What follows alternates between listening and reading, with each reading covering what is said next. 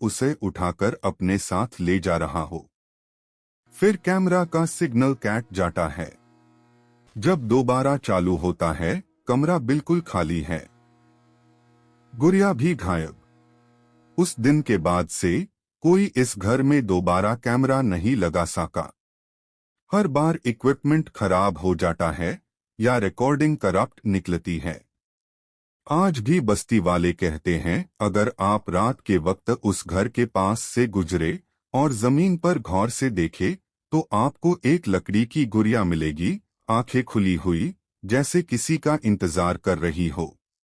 और अगर आपने गलती से उसे छू लिया तो कहा जाता है कि अगली रात आपके कमरे में भी वही थैप थैप की आवाज शुरू हो जाती है। ज़ैनब अभी तक नहीं मिली, लेकिन लोग कहते हैं वो कभी गई ही नहीं। और शायद यही सबसे